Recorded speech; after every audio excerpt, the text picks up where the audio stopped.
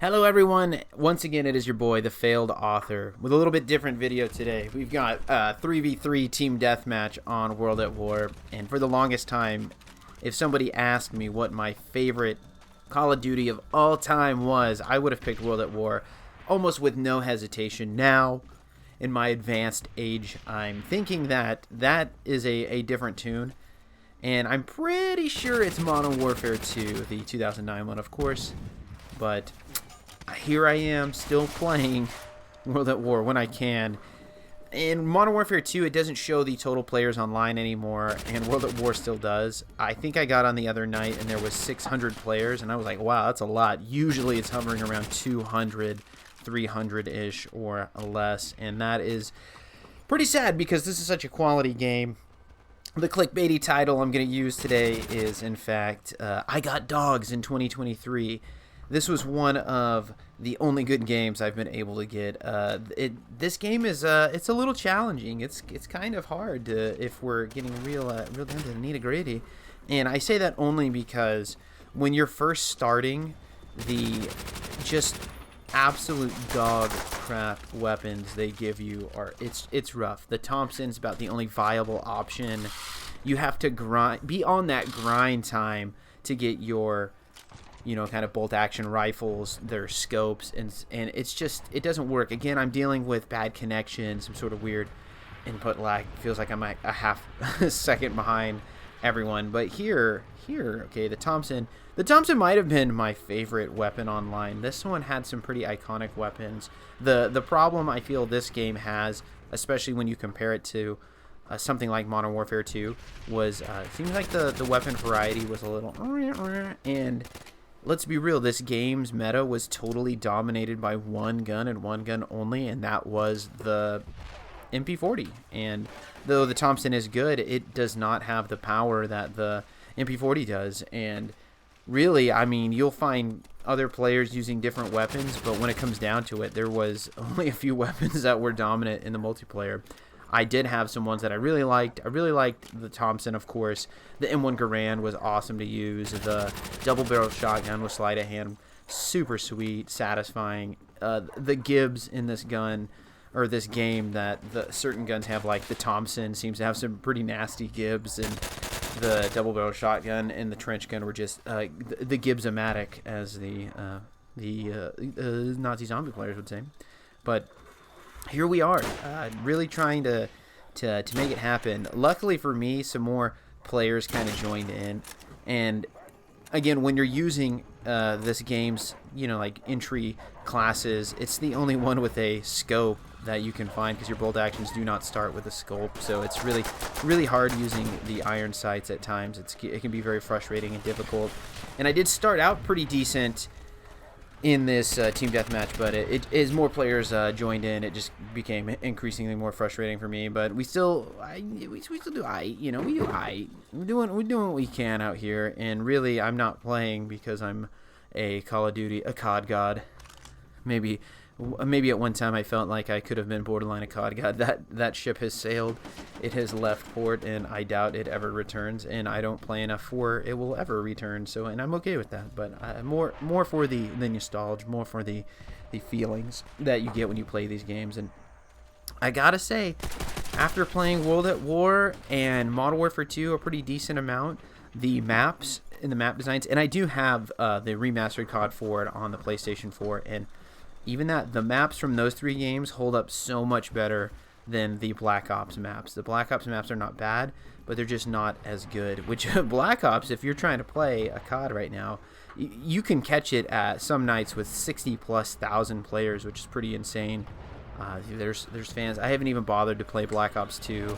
I wasn't a fan of that multiplayer anyway. I really just enjoyed the zombie mode in that one, which, of course, I think I'll be getting some zombie gameplay up eventually. I just got to figure out what and where and why. My PS4 controllers right now are absolute crap, and I can't sprint with either of them, so I'm gonna have to drop, which I cannot believe a PS4 controller costs $60, which is some of that old bullshit. I mean, god damn, that thing's been out way too long. You out here pushing PS5s and you want me to buy a PS4 controller for $60? not on this planet. We about to go to Amazon and get me one of them knockoff ones. And you're it. But here we are, World at War. Got a few kill streaks.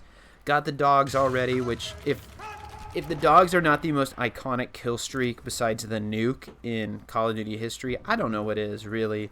It's just so satisfying. It's such a random kind of real gory and gritty kind of kill streak that I just don't think has been touched since then. And more specifically, the dogs in this game, even compared to Black Ops, was just a little more satisfying. And they were definitely more OP in Black Ops, though. The dogs felt like a very rewarding kill streak, and at times, you know, you could, if you got 6+ kills from your kill streaks back in the day, we're talking Modern Warfare and World at War, you had an absolute kill streak. Now, mind you, like the attack helicopter was IE in COD 4, but I don't think it's even comparable to the dogs. Sometimes the dogs would just go off, and you're just like, wow, what's going on here? I mean, I want to know which kind of sick game developers like, yeah, we're gonna have dogs, they're gonna kill them, let's do it.